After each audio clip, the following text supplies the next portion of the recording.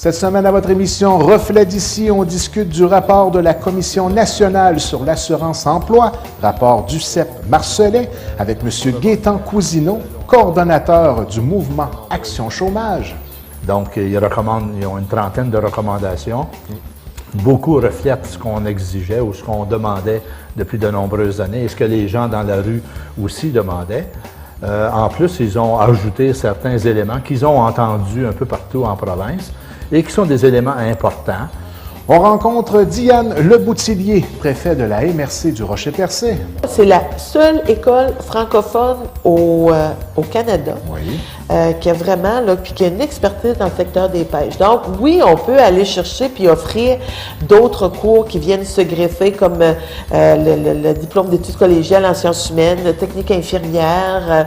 Moi, j'ai aucun problème avec ça, mais il ne faut pas oublier que la particularité de cette école-là puis sa vocation, c'est le secteur des pêches. Et la capsule divertissement avec Jocelyne Covier. J'ai osé partager ça, mais il y a des choses assez surprenantes, vous allez voir. Ah oui? Donc, on débute avec une église en Belgique, à Limburg. C'est une église transparente de 10 mètres de haut. C'est en fait 100 plaques d'acier qui sont empilées les unes sur les autres et 2000 colonnes d'acier. Mesdames, Messieurs, bonsoir et bienvenue à votre émission Reflet d'ici. Le 25 novembre dernier, le mouvement Action Chômage PABOC a émis un communiqué en réaction au rapport du CEP Marcellet déposé à la fin novembre dernier. J'ai fait le point avec le coordonnateur du mouvement Action Chômage PABOC, M. Gaétan Cousineau.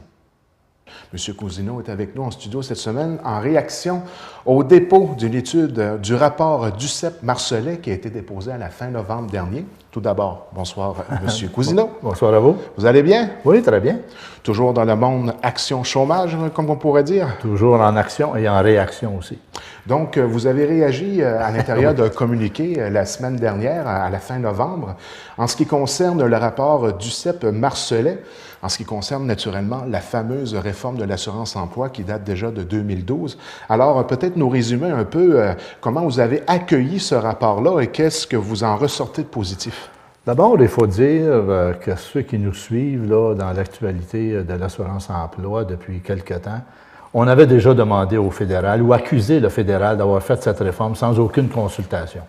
Donc, le gouvernement du Québec a pris le flambeau et a décidé de mettre sur pied cette enquête itinérante là, qui a fait le tour du Québec pour sonder la population. Donc, le rapport est sorti. Il faut dire, à prime abord, que M. Duceppe, Mme Marcellet et leur équipe ont fait un très bon travail, très approfondi, une centaine de pages où on retrouve des statistiques. Et les conclusions arrivent sensiblement, là, comme peut-être à 50-60 aux conclusions, à nos revendications que l'on avait depuis déjà là, de nombreuses années. Donc, ils ont une trentaine de recommandations. Beaucoup reflètent ce qu'on exigeait ou ce qu'on demandait depuis de nombreuses années et ce que les gens dans la rue aussi demandaient.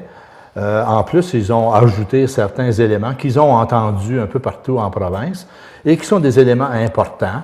Peut-être pas dans les plus importants, mais aussi importants lorsqu'on parle d'une réforme en profondeur de la loi d'assurance chômage. On pourrait peut-être en reviser quelques-unes ensemble pour vraiment mettre les gens au fait des différentes réalités qui sont ressorties à travers ce rapport-là et aussi ce qui touche directement nos chômeurs en région.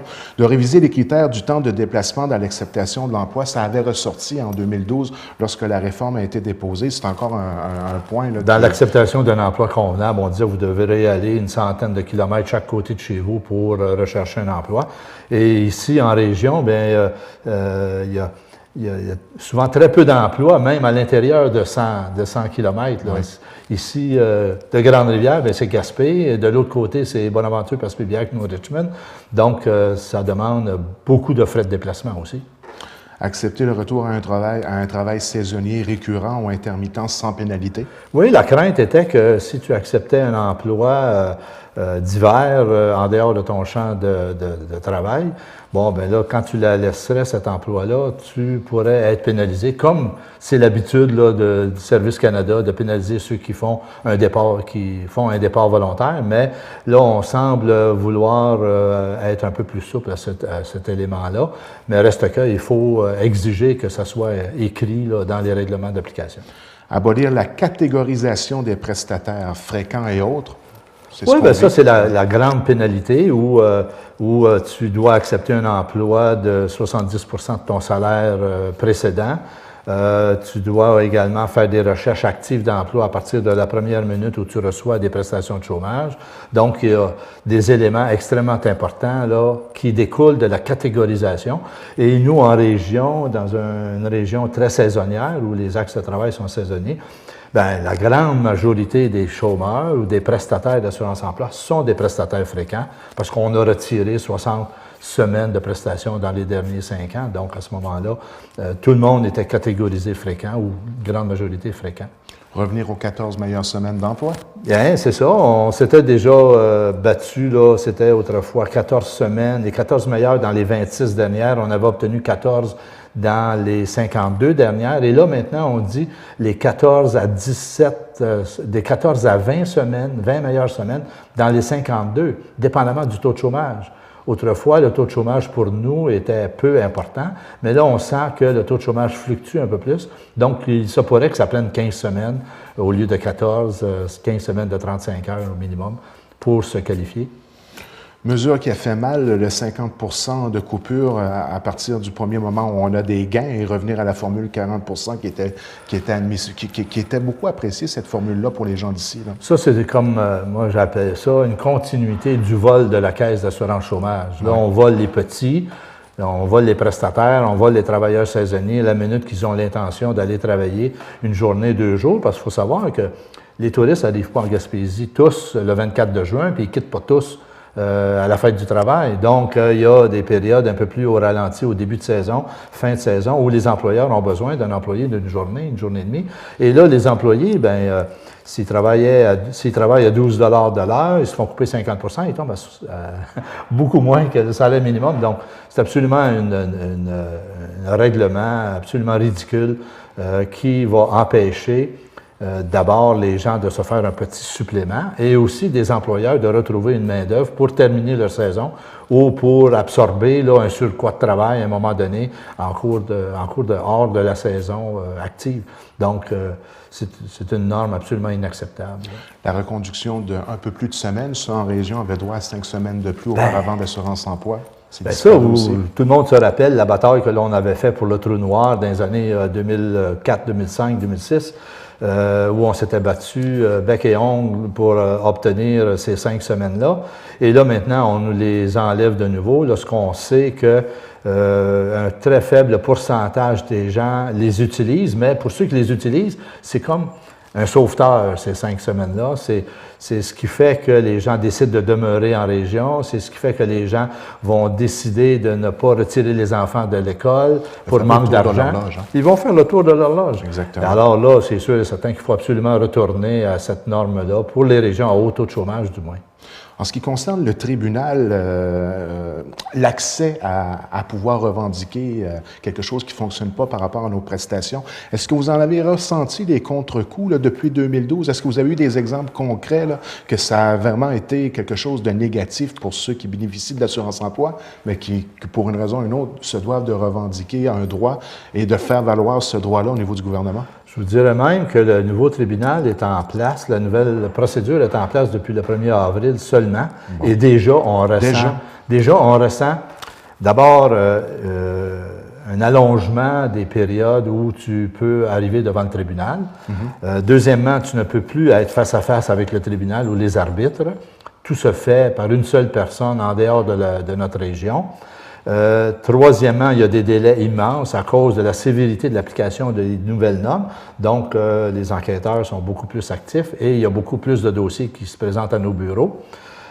Et aussi, la décision se rend par une seule personne, contrairement à autrefois où ils étaient 3 personnes à juger de ton cas. 3 têtes valent mieux qu'une, évidemment, et l'on craint que ces personnes-là étant nommées par le politique, qui est les conservateurs dans le moment, 80% de ces personnes-là sont des personnes accolées très, très près du gouvernement conservateur, soit des ex-travailleurs dans le comté de Parti conservateur, soit des gens qui ont participé à la caisse du Parti conservateur, des gens qui sont accolés très proches des conservateurs. Donc, j'imagine que la philosophie conservatrice devrait un peu déteigner sur ces personnes-là et ça nous porte à croire qu'il pourrait y avoir là, des décisions qui ne seraient pas tout à fait à la hauteur de la justice naturelle. D'accord. Où on doit être absolument impartial. Il faut bien comprendre que lorsqu'on est en processus de contestation, on est sans ressources, sans assurance-emploi. Donc, ça devient au niveau du prestataire là, très difficile à vivre. Ça devient pratiquement une épreuve à relever. Là. La première action de Service Canada, quand ils regardent un dossier, c'est de couper les prestations. Non, ensuite, ils regardent le dossier, ils enquêtent, et ensuite, si tu gagnes, là, ils vont te rembourser après 2 mois, 3 mois, 4 mois, très souvent. Et c'est ce qui décourage beaucoup de gens de contester. Ce que je dois dire, en appui à ce qu'on dit souvent, les gens abdiquent, ils ne se lèvent pas debout, ils ne contestent pas. Ce que je dois dire, c'est qu'en revision actuellement, nos gains sont extrêmement importants. Donc, ça veut dire que beaucoup de décisions sont rendues sans aucun fondement. Et lorsque les gens contestent, on les gagne dans un très grand pourcentage. Donc, je dis aux gens, levez-vous debout, faites valoir vos droits, allez en revision. Si vous n'êtes pas capable d'interpréter la décision que vous recevez, appelez un groupe de défense de droits des chômeurs et on va vous aider à prendre la décision si vous devez aller en révision ou non. Et on peut dire que c'est un moindre mal. Lorsqu'on gagne notre cause, c'est rétroactif à partir du moment où on a réclamé. Absolument. Donc, il faut garder le cap et avoir le courage d'aller jusqu'au bout. Il faut absolument que les gens se lèvent et qu'ils fassent valoir leur droit. Et naturellement, le mouvement Action Chômage sont toujours quand même là pour encadrer et aider les prestataires. Il y en a 15 au Québec. C'est impensable que les gens ne nous retrouvent pas. Il y a d'autres recommandations non liées directement à la réforme, l'accessibilité assouplie aux prestations pour les travailleurs et travailleuses à temps partiel. Ça, c'est revendiqué depuis plusieurs années. Là. Depuis longtemps, on devrait avoir un statut particulier ou un pan de la loi particulier pour ceux qui travaillent à temps partiel ou dans des emplois sur appel ou à contrat irrégulier, intermittent, là, et ainsi de suite. Alors, définitivement que ces gens-là sont très pénalisés. Assouplir les critères d'admissibilité, ça a toujours été... Ça, on a toujours dit, 350 heures serait la norme normale, là. Se coller un peu plus à la réalité des maladies d'aujourd'hui en ce qui concerne les prestations maladie, aller au-delà du 15 semaines, qui est souvent trop peu. Régulièrement, tous les mois, je reçois des appels des gens qui ont reçu les 15 semaines de prestations maladie, sont encore en traitement de cancer pour un autre 7 ou 8 mois. Et là, ils se retrouvent devant absolument aucun revenu. Très souvent, ils n'ont pas droit à l'aide de dernier recours du gouvernement du Québec. Ils n'ont pas droit à l'assurance chômage. Ils n'ont pas droit à la CSST parce que ce n'est pas un accident de travail. Quand on parle de cancer, quand on parle d'autres maladies qui se guérissent sur un long terme, alors ces gens-là se retrouvent devant absolument rien et s'appauvrissent régulièrement. Et il faut dire aussi qu'il y a beaucoup de gens qui viennent à un moment donné et qui n'ont plus les moyens même de suivre ces traitements-là. Très souvent, les gens n'ont pas les moyens d'aller à Rimouski régulièrement suivre des traitements ou même se déplacer à tous les jours pour aller à l'hôpital pour recevoir certains traitements. Donc, les gens s'appauvrissent et c'est malheureux. Ils ont payé de l'assurance-emploi et ça devrait être extensionné par rapport aux nouvelles réalités des maladies modernes. Et dernier point, que le fédéral participe à nouveau au financement, on sait, hein, le vol de la Caisse Assurance-Emploi, qui se fait, plus le mot vol est bien choisi. Là. Et cet argent-là pourrait servir aussi à l'employabilité, c'est-à-dire envoyer des gens se recycler. Tu veux changer de métier parce qu'il n'y a pas d'emploi dans ta région, alors tu pourrais retourner sur les bancs de l'école sans toucher aux prestations d'assurance-emploi. Alors actuellement, la formation de la main-d'œuvre est pigée à même la Caisse d'assurance-chômage, donc ça peut priver certains prestataires d'assurance-emploi de recevoir des prestations s'il y a moins d'argent dans la caisse. Le mouvement Action Chômage, à l'intérieur de ce communiqué-là, a pris quand même une position un peu différente que celle déposée par le rapport du CEP Marcellet en ce qui concerne les négociations futures et la façon de faire pour essayer de régler le problème. Est-ce que vous voudriez un peu nous expliquer un peu la façon avec laquelle vous et les 15 autres mouvements Action Chômage voyez un peu la négociation future par rapport à la proposition de rapatrier cette assurance-emploi-là au niveau du gouvernement du Québec versus continuer à négocier avec le gouvernement actuel selon les conditions qu'on vient juste d'énumérer? Disons que si on fait un peu un brin d'historique, il y a 2 ans, quand Mme Marois est venue en région, oui. on l'avait rencontrée et elle disait, elle voulait rapatrier l'assurance chômage en entier au Québec et la gérer à travers Emploi Québec et ils avaient des points de service et ainsi de suite. Et nos objections à ce moment-là étaient que, d'abord, ça prenait un changement constitutionnel qui, ça prenait l'accord des 2/3 des provinces et ainsi de suite. Donc, c'était pas demain la veille qu'on aurait pu rapatrier la loi d'assurance chômage. Et de plus, on reçoit environ 700 à 800 millions de dollars de plus en prestations qu'en cotisations que l'on paye dans la caisse. Donc, la péréquation de la loi d'assurance chômage pour payer les prestations est extrêmement importante pour le Québec, puisque les provinces riches nous aident à maintenir un niveau de prestation à l'égal du reste du Canada. Donc, est-ce que le gouvernement du Québec, c'était notre objection, aurait les moyens, dans l'état actuel de ses finances, d'injecter proche $1 milliard dans la caisse d'assurance-emploi, surtout que Mme Marois voulait baisser les cotisations des employeurs, parce que c'était une demande du patronat là, que ça coûtait cher, l'assurance-emploi, ça empêchait le développement de la main-d'œuvre et ainsi de suite. Et elle voulait améliorer le régime d'assurance chômage d'une manière sensible. Donc, si on pense qu'on veut améliorer le régime, baisser les cotisations, et que déjà on est déficitaire d'environ 700 à 800 millions de dollars, donc je ne pense pas que le gouvernement du Québec serait en mesure de gérer la caisse. Là, maintenant, ce qu'ils veulent faire une entente plutôt que de rapatrier l'ensemble. Mais s'ils font une entente administrative, c'est sûr et certain que le gouvernement fédéral va conserver la mainmise sur les règles d'application, sur la loi, sur les modalités d'application. Donc, on sera toujours quand même dépendant du gouvernement fédéral. Et pendant tout ce temps de négociation, là, pendant les 5 ou 10 ans de négociation qu'il y aura, qu'est-ce qu'on fait avec la loi actuelle? Est-ce qu'on continue à laisser les gens s'appauvrir, à laisser les gens quitter la région, à laisser les gens devenir stigmatisés aussitôt que tu parles d'assurance-emploi? Tout le monde a un frisson dans le dos sans savoir est-ce que je vais avoir mon chèque, est-ce qu'ils vont me couper, est-ce qu'ils vont m'appeler, est-ce qu'ils vont... Alors, c'est une stigmatisation de la population en général. Donc, moi, je dis, ce qu'on doit faire actuellement, c'est qu'on devrait s'allier avec les autres provinces canadiennes. Les élections s'en viennent dans 2 ans.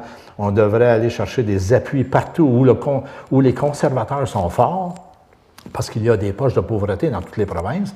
Il y a des gens qui souffrent de la réforme dans toutes les provinces, et on sent que ça se lève un peu partout à travers le Canada, excepté la Colombie-Britannique un peu moins, mais partout ailleurs, il y a des groupes de personnes qui maintenant se lèvent debout et veulent s'associer au regroupement québécois de contestation contre le régime d'assurance chômage. Donc, c'est un point extrêmement positif, et tous les gouvernements des provinces devraient aussi aider ces coalitions-là à performer dans leurs revendications et obtenir l'abolition de la réforme comme telle, et à aller en profondeur, tel que le rapport du CEP dit, en profondeur pour faire des modifications importantes et ajuster aux réalités d'aujourd'hui. Si on accentuait sur une négociation de rapatriement, ça pourrait avoir aussi comme conséquence de geler les négociations actuelles. Bien, absolument. Et je pense qu'il faut absolument que le gouvernement conservateur recule sur cette réforme, qu'ils disent, eux, peu importante, insignifiante, mais on sent on réalise qu'ils sont très loin de la base, sont très loin de la population. Il faudrait qu'ils descendent un peu et écouter les gens parler dans les centres d'achat et un peu dans les réunions de famille.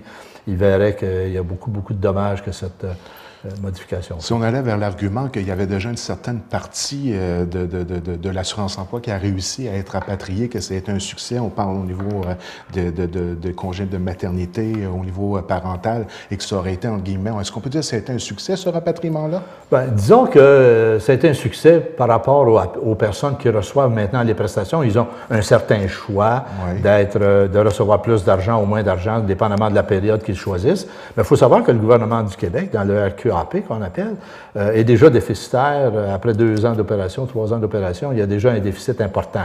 Alors, qu'est-ce qu'on fera? Est-ce qu'on sera capable de maintenir les mêmes conditions d'application du RQAP malgré le déficit récurrent là, de la Caisse des prestations parentales? Je ne sais pas. C'est sûr et certain que ça a été un bon coup de la part du gouvernement du Québec, mais ça a dû prendre au moins 5-6 ans avant de réaliser, d'obtenir juste cette petite partie de la loi d'assurance chômage, qui est peut-être 5 pages de la loi d'assurance chômage sur 300 pages, tu sais. Et ça a pris déjà beaucoup de temps. Est-ce qu'il serait vrai de dire qu'à l'heure actuelle, malgré la réforme actuelle, le fait de négocier ça de façon pan-canadienne au niveau du gouvernement fédéral, le Québec serait avantagé? Bien, on serait avantagé parce que... On est avantagé plutôt qu'on l'ait avantagé. Et si le gouvernement fédéral reculait sur sa réforme, le gouvernement du Québec se retrouverait, la population du Québec se retrouverait avantagée, évidemment, parce qu'on est la province où le taux de chômage est le plus élevé de tout le Canada. Donc, cette réforme attaque le Québec et les Maritimes d'une manière beaucoup plus importante que toutes les autres provinces de l'Ouest, excepté les territoires là, du Nord-Ouest où il y a beaucoup de réserves indiennes. Mais ici, dans l'Est, c'est sûr et certain qu'on serait avantagé si toutes les provinces se levaient debout. Et ça serait aussi à l'avantage d'une partie de la population de toutes ces provinces-là aussi. Donc, en conclusion, M. Cousineau, à court terme et directement sur le terrain dans notre région, comment ça va? À quoi on doit s'attendre dans les prochaines semaines? La mobilisation se continue. J'entendais à Radio-Canada ce matin même à la radio qu'il y avait une manifestation dans le coin de Matane, je crois. Mais en tout cas, autour de la Gaspésie, à l'heure où on se parle, il y a des manifestations qui s'organisent. C'est ça. Il y a des coalitions là, qui ont été mises sur pied, Gaspésie, Île-de-la-Madeleine, Bas-Saint-Laurent et du Québec. Les syndicats ont voté encore dernièrement dans leur congrès un appui solide là, à toutes les coalitions. Donc, la bataille va reprendre, la contestation va reprendre. Là, les gens ont terminé leur travail saisonnier beaucoup, donc sont plus disponibles à écouter et à se mobiliser. Donc, c'est sûr, cet hiver sera sûrement un hiver très chaud pour arriver ultimement, là, peut-être vers le printemps, à une action là, importante, très importante. Et c'est entre-temps qu'on veut mobiliser aussi les autres provinces pour se donner un rendez-vous à quelque part qui pourrait donner vraiment un coup très fort au gouvernement conservateur. M. Cousineau, merci de votre visite à la télévision communautaire de Grande-Rivière. En tout temps, ça me fera plaisir.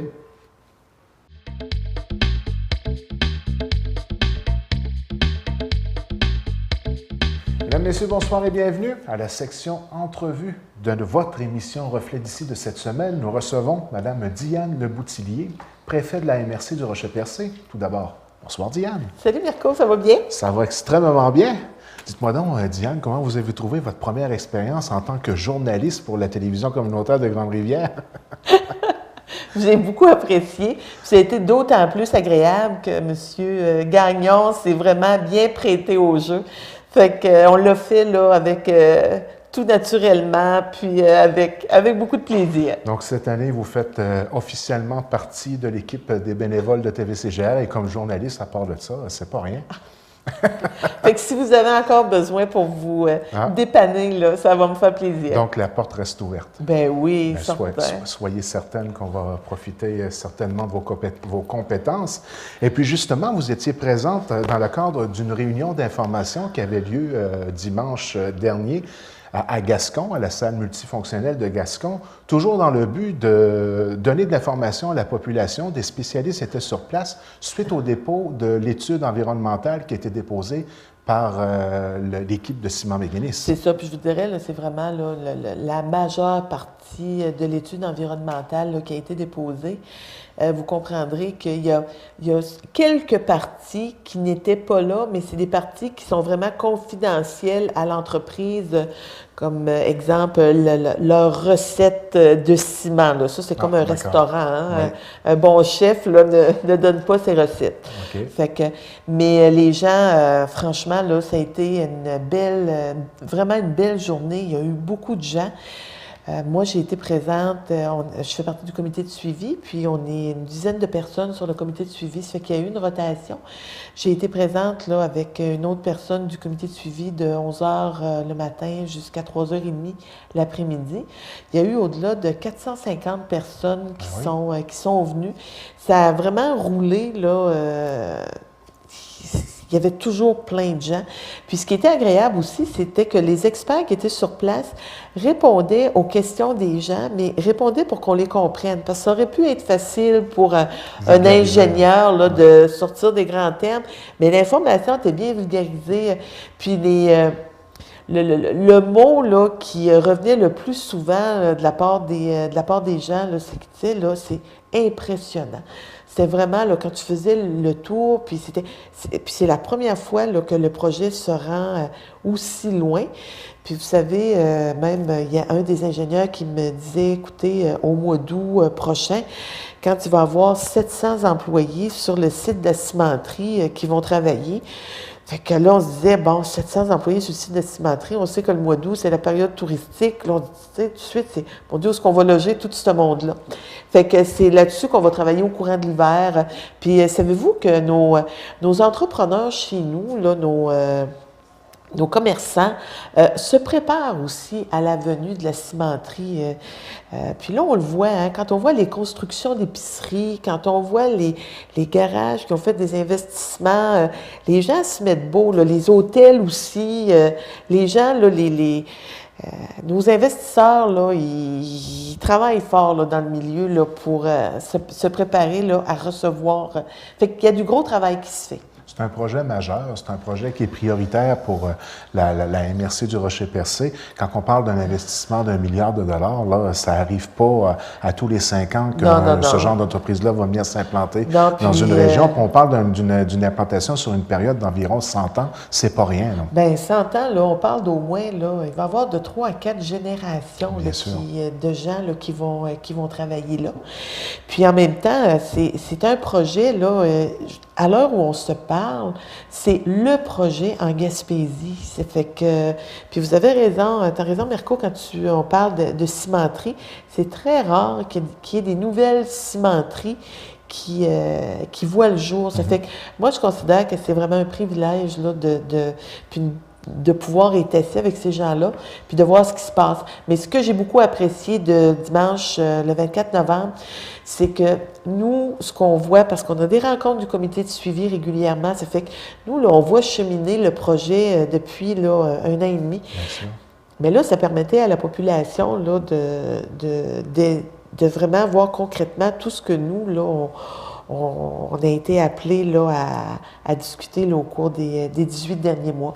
Et soyez assurés que toujours en termes d'environnement puis de développement durable, nos priorités, nous, là, sont aussi à ce niveau-là. Donc, on est là pour bien représenter notre milieu puis qu'il y ait le plus de retombées possible chez nous dans le dossier de Ciment-Méganis.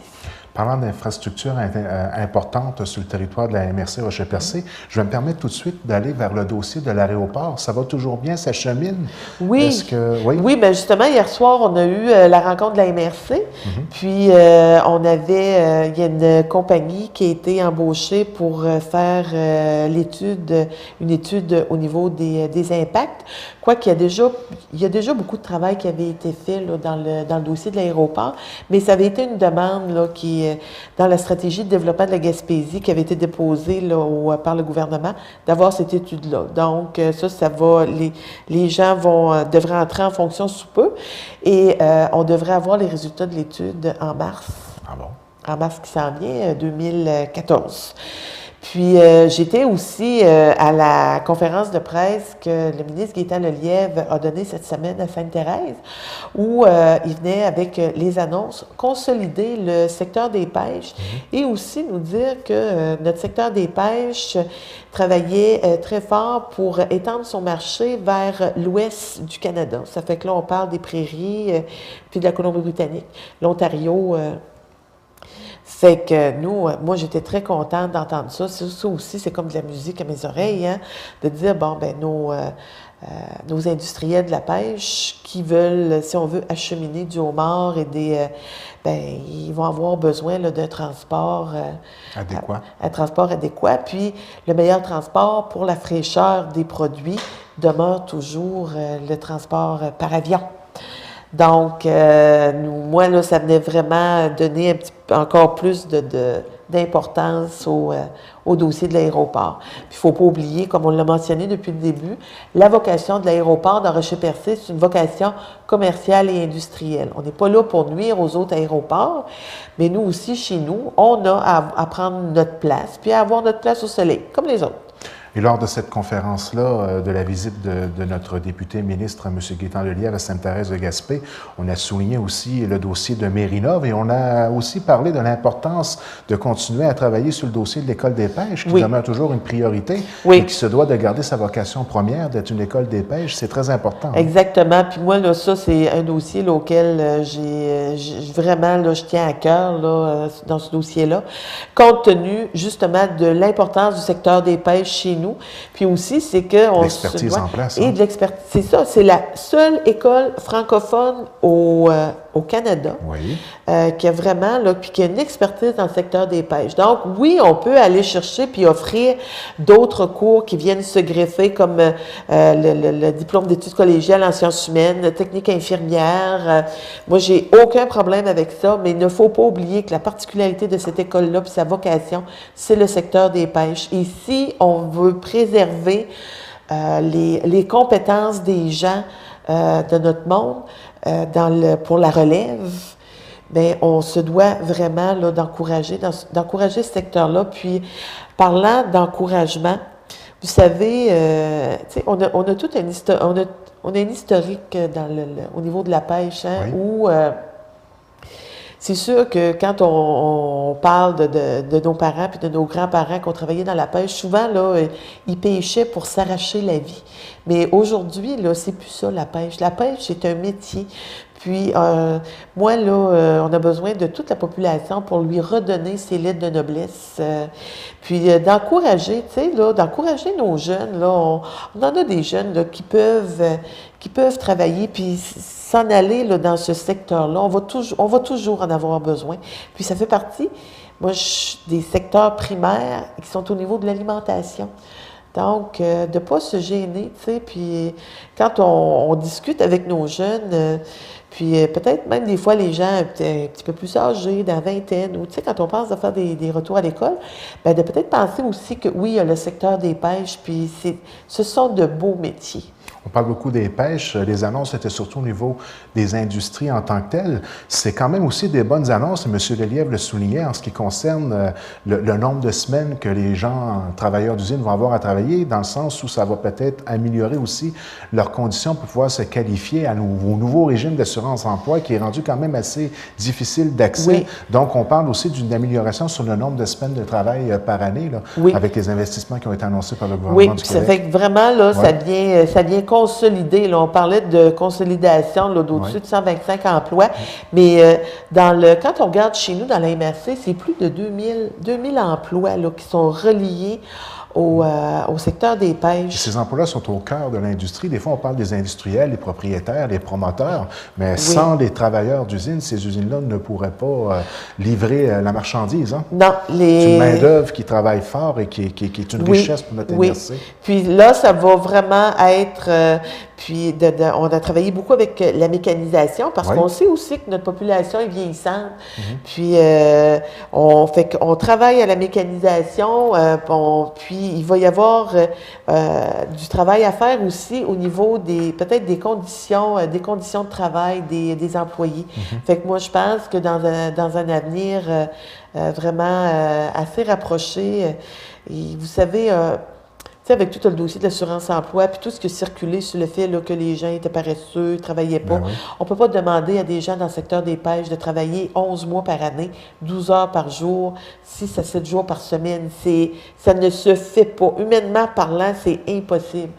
Donc, en travaillant en ayant la mécanisation, en ayant des investissements, mais là, il y a possibilité là, d'améliorer les conditions de travail aussi des employés. Puis il faut bien comprendre la particularité de l'exploitation des pêches aussi. Là. Comprendre que c'est des activités qui sont quand même saisonnières. On arrive à faire fonctionner les usines à l'année, mais pas nécessairement avec du produit qui vient de chez nous. C'est ce qui permet de rallonger la période d'exploitation d'ailleurs. Oui, oui. Puis, tu sais, là, fait que 12 mois par année, là, il faut quand même peut-être pas exagérer. C'est ça. Selon les réalités du marché en tant que tel. Là. Mais vous savez qu'actuellement, nos usines, dans le secteur des pêches... C'est pas loin d'être ça. On est au 9 mois. C'est à peu près, là, c'est 9 à 10 mois par année. C'est vrai. Là. Puis moi, des informations qu'on a eues, Puis il y a 20 ans passés, on ne parlait pas de ça. Là. Non. Regarde, ça a changé dans les 5 dernières années, c'est incroyable. Oui. Fait que, puis on est allé vers la troisième transformation. Ça fait qu'on a vraiment diversifié l'économie. Puis, vous savez, là, si les pêches arrêtaient demain, là, la MRC serait dans une crise épouvantable. Donc, c'est un secteur qui est important. Puis pour nous, là, c'est beaucoup plus... c'est sûr que pour les gens qui travaillent à l'année, c'est toujours regagnant d'avoir un salaire plutôt que des prestations d'assurance-emploi. Parce que les prestations d'assurance-emploi, c'est jamais 100 de ton salaire. Pas du tout. Donc, puis on sait très bien qu'à la fin du mois, là, les comptes qui rentrent pour les gens, là, les comptes ne diminuent pas là, en fonction du revenu. Hein, c'est ça. Oui, c'est ça. Ça fait que les gens travaillent, puis pour nous, là, c'est... J'imagine que vous êtes toujours solidaire au niveau de ceux qui se battent plutôt pour réussir à faire en sorte que la réforme qui a été mise en place soit ajustée selon nos réalités. Ça demeure toujours un dossier qui est important au niveau des maires de la MRC. Oui, c'est toujours un dossier au niveau des maires, puis je dirais même au niveau de la région. Oui, on entend, il y a eu un dépôt de l'étude. Oui, la Commission nationale d'assurance-emploi a déposé justement hier son rapport et tient vraiment compte là, des particularités des régions. Nous, on a travaillé très fort aussi avec le regroupement des employeurs à l'effet de rendre la main-d'œuvre plus polyvalente. Puis ça, puis on est quand même chanceux d'avoir ça chez nous parce que je vous dirais qu'il y a des régions, quand je regarde au niveau du Bas-Saint-Laurent, qui sont beaucoup plus affectées par le trou noir que nous, on va l'être chez nous. Justement, le secteur des pêches vient sauver là, un petit peu, vient sauver la donne. Mais le modèle du regroupement des employeurs, de prendre des employés dans le secteur du tourisme, puis quand c'est terminé au niveau touristique, bien, que les gens puissent aller dans le secteur des pêches, puis même au niveau de la forêt avec le secteur des pêches. Genre le mouvement de la main-d'œuvre. Oui, puis de polyvalence aussi au niveau de la main-d'œuvre. Puis Sentez-vous qu'il y a une ouverture là-dessus à l'intérieur de notre MRC? Oui, il y a une ouverture. Oui. Puis savez-vous que on regarde beaucoup. La semaine passée, j'étais à Percé avec la commission scolaire, le centre local d'emploi, le regroupement des employeurs était là. Il y avait des entrepreneurs qui étaient là, des gens de la MRC, du CLD. Puis savez-vous qu'avec les pénuries de main-d'œuvre que l'on vit actuellement, dans ce qui se passe aujourd'hui, puis dans le futur, les gens vont devoir être vraiment plus polyvalent, c'est le mot. Polyvalent, c'est ça. Puis les gens, on a la capacité d'être polyvalent. Puis d'essayer, puis de faire des nouvelles choses et d'essayer des choses. Vous prenez quand même la peine de le spécifier. Les gens sont capables. On ressentait une certaine fermeture la première fois que les gens ont abordé cette possibilité-là. On dit, non, c'est bien trop spécialisé, on ne peut pas apprendre de choses, ça prend des gens qui sont vraiment habitués. Mais là, on essaie, il y a quand même même une réalité économique à laquelle on doit faire face. Et la meilleure façon de réussir à se trouver de l'emploi de façon, entre guillemets, facile, c'est d'être polyvalent. Et même, même quand on sort des études aujourd'hui, c'est fini le temps où on termine l'école, puis il n'y a pas de mise à niveau, puis on ne va plus à l'école. Il faut oublier ça. Même dans le monde, que ce soit dans le monde des communications ou dans le monde industriel, je pense qu'on va aller à l'école toute notre vie. Préparons-nous mentalement à ça. Oui, puis ça évolue tellement vite. Puis c'est certain qu'au début, il y avait de la résistance au changement. Il y a toujours une inquiétude. Puis ça, c'est tout à fait normal de dire, ben c'est pas nécessairement ça que je veux, puis je t'ai habitué à faire telle chose. Puis, mais vous savez, chacun de nous, dans nos maisons, nous sommes très polyvalents, tu sais, là, c'est pas vrai que... Tu sais, là, c'est pas vrai que quelqu'un dit à la maison, ben moi, tout ce que je fais les lits, puis je ferai pas à manger, puis je ferai pas le ménage, puis je ferai pas... Tu sais, on est capable de gérer plusieurs choses en même temps chez nous. Puis c'est un petit peu la même chose, là, dans les autres entreprises.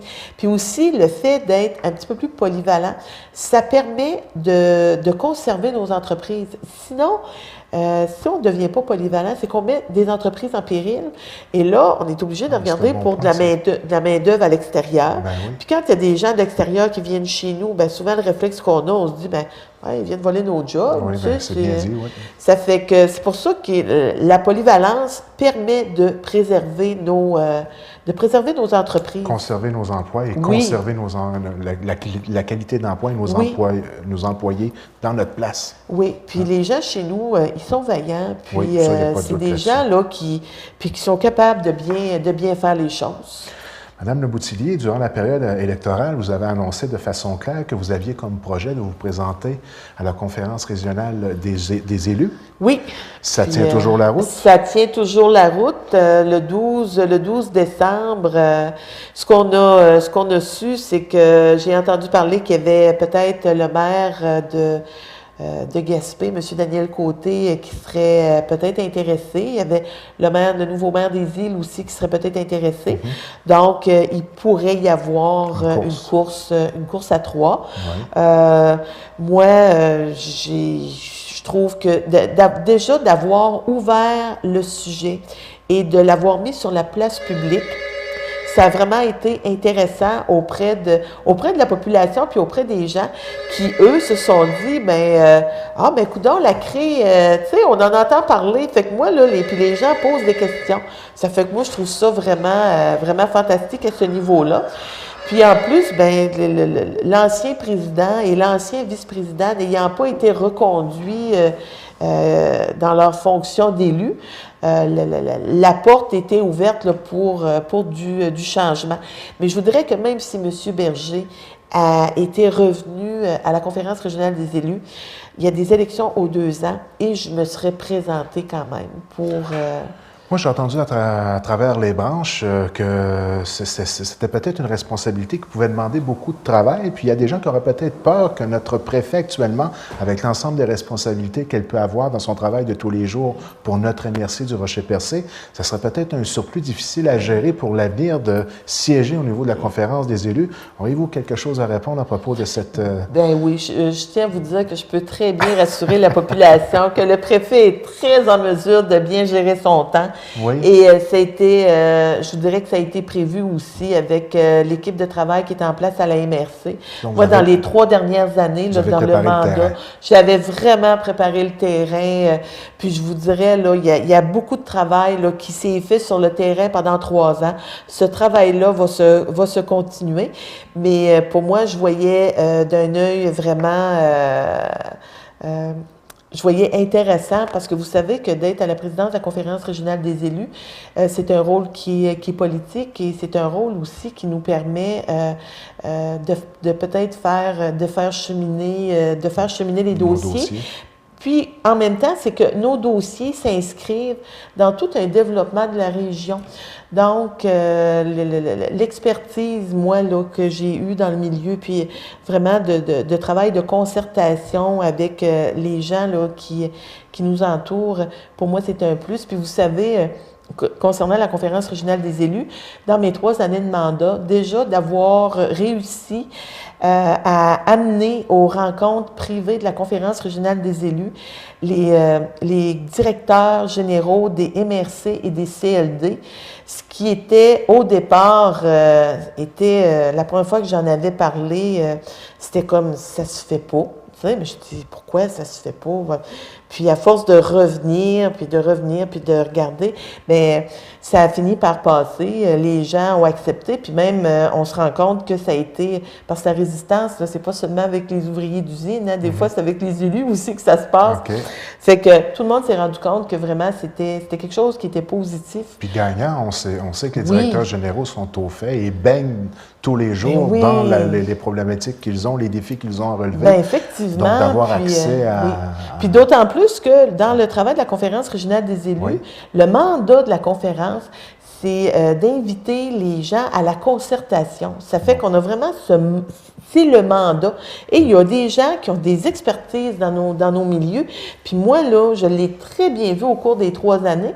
Puis c'est vraiment, là, ça a été une façon là, de travailler qui était gagnante pour nous. Fait que moi, je pense que ça peut, le modèle, on peut le reproduire à plus grande échelle au niveau de la région.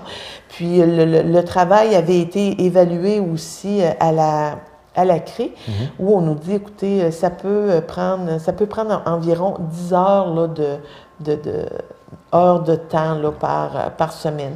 Ça Donc, fait avec une bonne équipe, c'est très possible de relever le défi. Oui, puis on a une bonne équipe à la MRC, puis avec tous les moyens qu'on a aujourd'hui, là, c'est...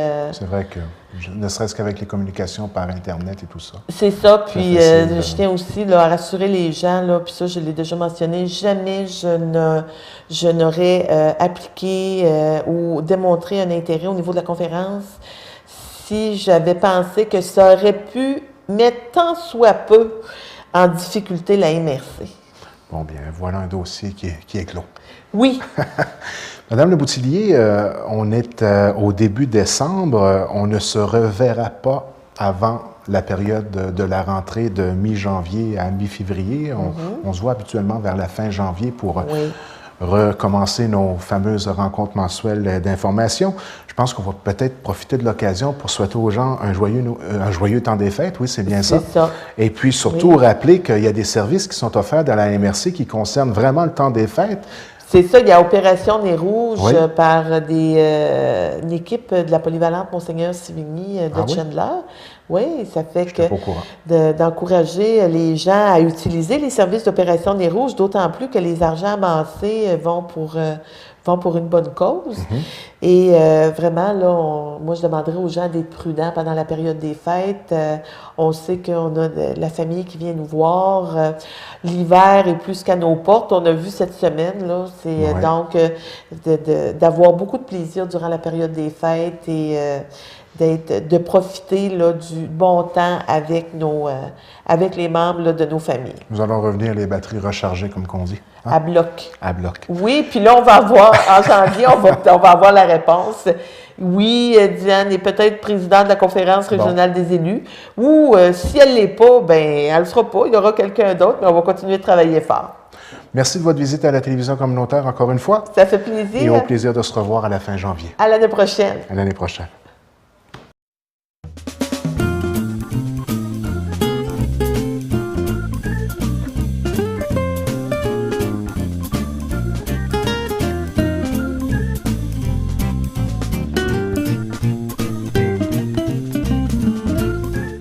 Bien, mesdames, messieurs, nous en sommes maintenant à la capsule divertissement avec Jocelyne Covier. Bonsoir, Jocelyne. Bonsoir. Ça va bien? Oui.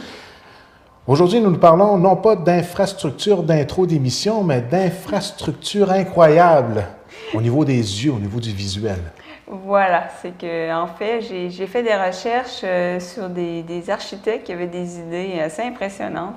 Puis, je vous ai fait une petite compilation. Tu as osé partager ça avec nous. J'ai osé partager ça. Il y a des choses assez surprenantes, vous allez voir. Ah oui?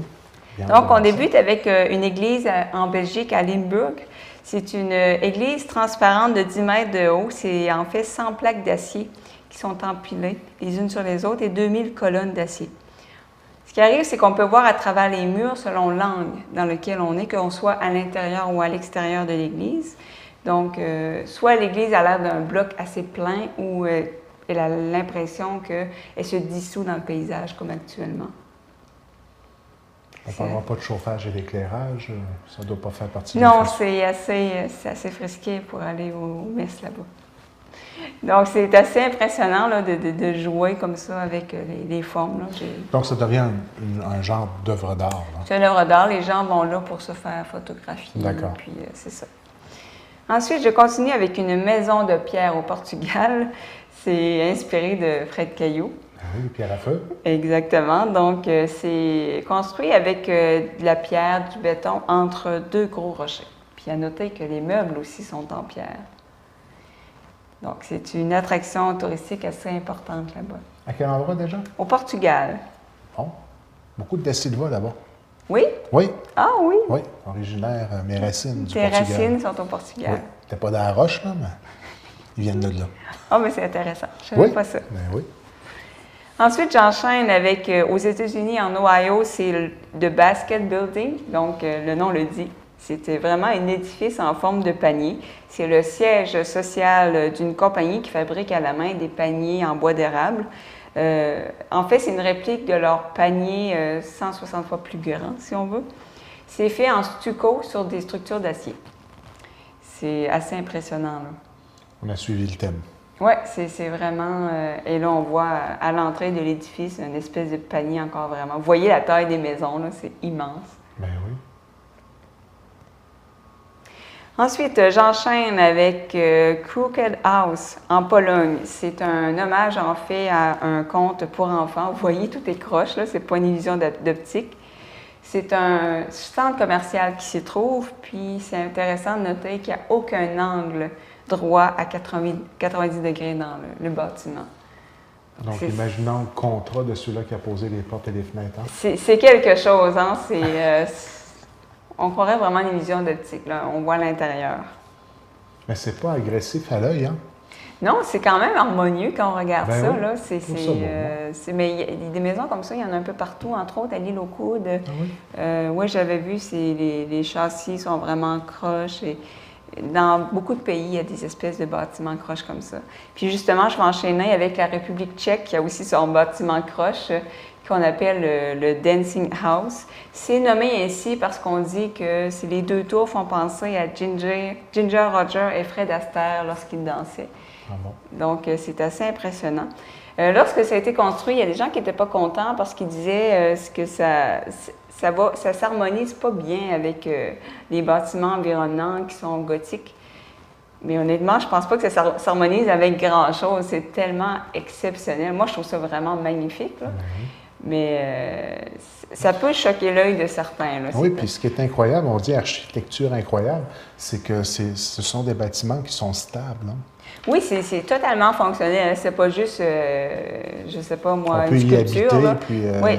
On les utilise. Il y a du monde qui habite là ou qui utilise les bureaux. Là. Exactement. Donc, les architectes ont veillé à ce que ce soit totalement sécuritaire, tout ça. Donc, moi, chapeau, là, ça m'impressionne.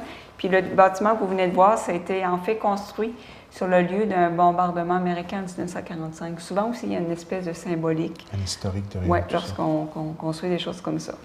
Ensuite, je vous montre le Centre national des arts en Chine qui ressemble à un œuf qui flotte sur l'eau. En fait, c'est un lac artificiel qui a été construit tout autour. C'est un dôme de verre et de titane. Donc, c'est assez impressionnant. Là. Puis, il y a différents jeux de lumière selon... Est-ce qu'on sait c'est quoi qu'il y a à l'intérieur? C'est un opéra. Ah, c'est oui. une salle de spectacle. Il y a des orchestres symphoniques, il y a des opéras. Donc... Puis d'avoir pensé à mettre l'infrastructure à l'intérieur d'un lac artificiel pour créer oui, c'est... l'œuvre dans son ensemble, dans le fond. Là. C'est vraiment Bien fascinant. pensé, hein? C'est à Beijing, là, donc c'est vraiment incroyable là, comme architecture. Ensuite, on s'en va en France. Le pont de Garde, c'est un pont aqueduc construit par les Romains. En fait, il y a 3 niveaux. Ça a été construit au 1er siècle, puis ça a fonctionné jusqu'au 6e siècle. C'est le plus haut pont aqueduc romain. Ce qui est important aussi de signaler, c'est que c'est construit entièrement sans l'utilisation de mortier.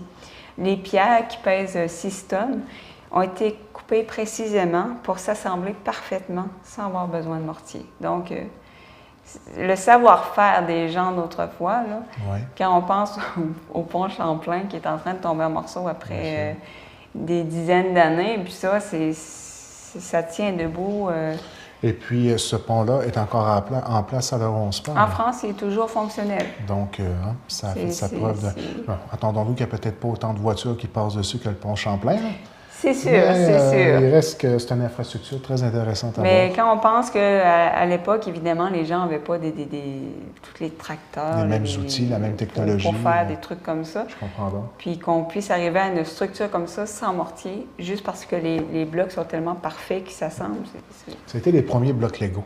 Voilà, c'est l'inspiration des blocs Lego. Ensuite, je continue avec des maisons inversées. Ça m'a totalement fascinée. Il y en a un petit peu partout. Ça, c'est en Corée du Sud. Il y a 5 chambres qu'on peut louer. Ah, c'est vraiment spécial. Là. C'est pas un tremblement de terre, la maison a été construite comme ça. Bon. Ça n'a pas été évident d'embarquer dans la voiture le matin pour aller travailler. Non, c'est assez difficile. Bon. Ensuite, ça, c'est au Japon. C'est un restaurant, en fait. Hey, c'est vraiment spécial. C'est quelque chose, hein? En France, à Lille, on l'appelle le tombé du ciel. C'est l'impression que ça donne. Ben oui. Maintenant, c'est en Allemagne. C'est dans une île de la mer Baltique. Vous allez voir l'intérieur, là, c'est assez fascinant. Les ouvriers qui sont en train de mettre en place les meubles. Là, c'est vraiment de l'art, ça. Ah oui, c'est quelque chose, là. C'est pas évident de se visser le soir pour écouter la TV, là. Non, c'est ça. C'est pas très fonctionnel, là. OK. Ensuite, Hey. ça, c'est en Pologne. En fait, ça devait être une œuvre d'art pour symboliser la chute du communisme. Ça a pris 5 fois plus de temps qu'une maison normale à construire. Parce que, J'imagine. évidemment, c'est pas si simple que ça. Les points On voit d'ancrage, l'intérieur. tout ça, ben oui. C'est quelque chose. Ça, maintenant, c'est en Autriche. Celle-là a pris 8 mois à construire. Ça a été long parce que les ouvriers étaient désorientés. Et lorsqu'on pénètre à l'intérieur, souvent, les gens ont le mal de transport. Ah bon? Oui, parce que le cerveau n'est pas habitué là, à voir les choses à Fonctionne l'envers. Donc, c'est assez drôle à visiter, là. On va clore la discussion là pour. Oui, cette j'ai rien à dire sur cette image-là. Donc, on voit même la coccinelle. C'est assez impressionnant. Je ne sais pas c'est quoi qui la retient, mais je ne serais pas en sécurité que mon enfant se promène en dessous. Je me suis dit la même chose. Hein, Oui, ça hein. m'a fait... Bon. Maintenant, c'est au Wisconsin, aux États-Unis. C'est la Maison-Blanche inversée. Il y en a 3, en fait, aux États-Unis, mais c'est celle-là qui est la plus grande. C'est vraiment une réplique de la Maison-Blanche à l'intérieur aussi. Ah, Donc, oui. on dirait qu'il y a eu un cataclysme, une fin du monde. Et, Ben oui. c'est drôle quand même, cette passion pour les maisons à l'envers. Il y en a vraiment partout, là.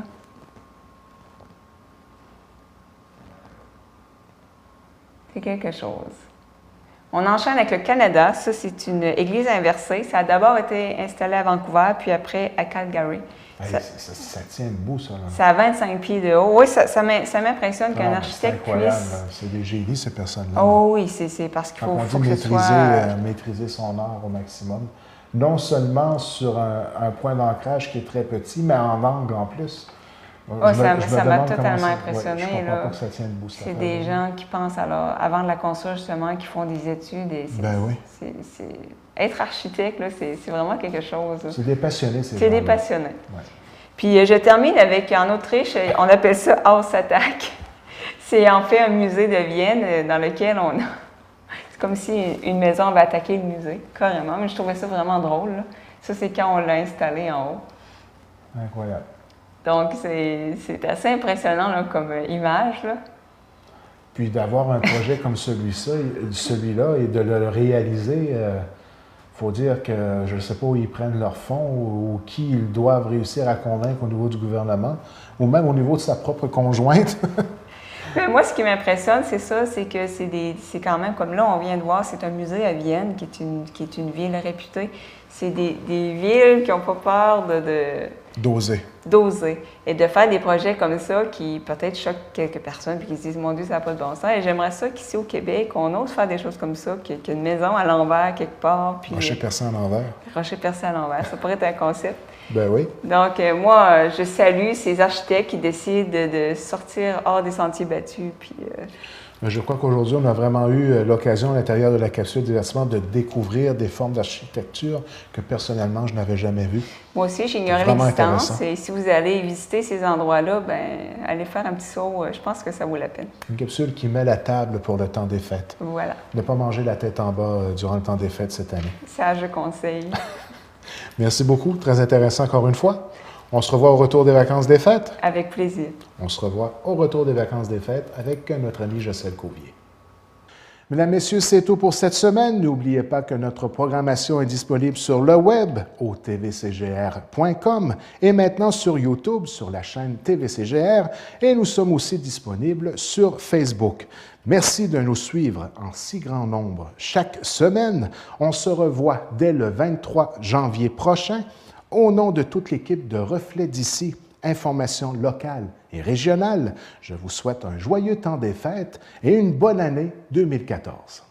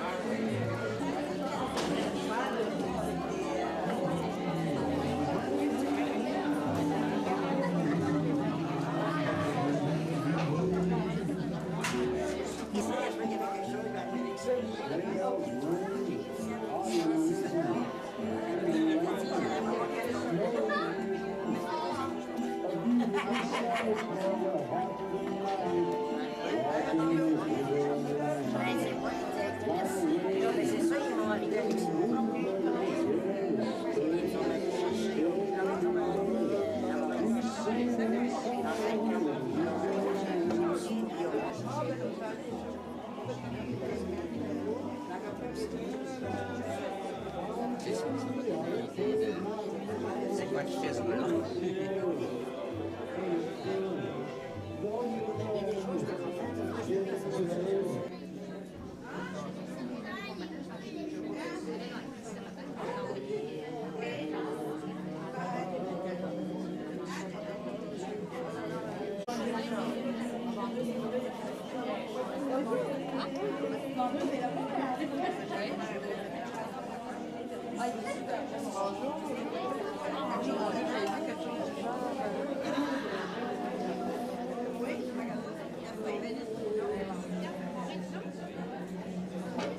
Ah, ben c'est beau, le beau talent, c'est beau.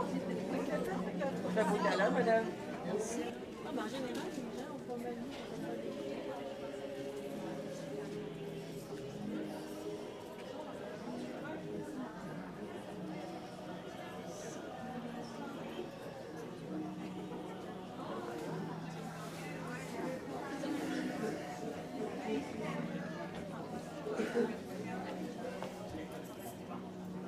Pareil, pas la même forme. Comme ça.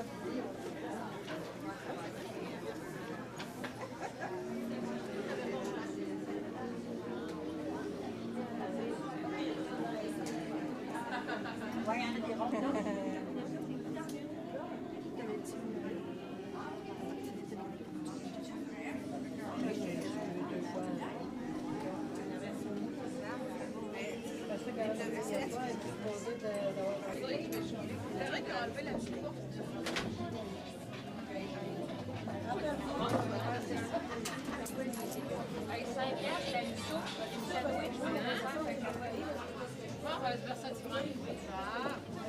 Il y a des belles.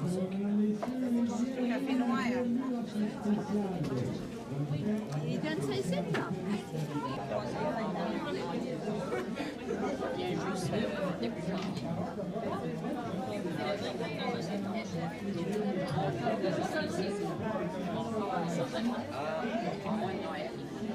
Ça soit chez nous. Ben, les enfants, ça devrait s'asseoir. J'ai dit non, je m'en vais. Mais cette année, ils ont dit non, non,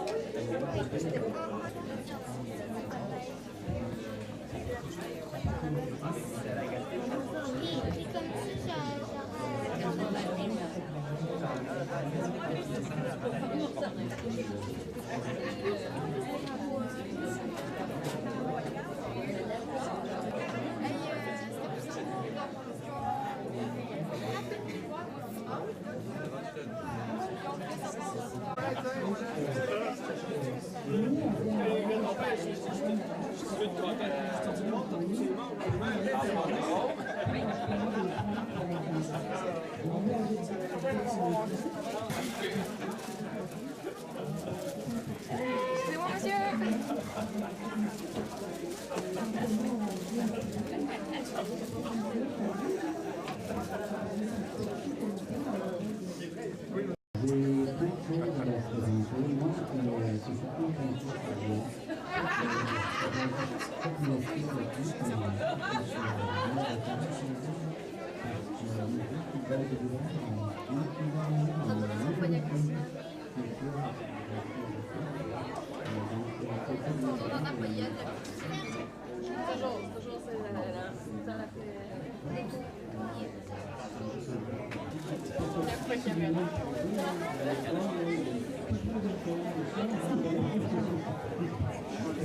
Si des femmes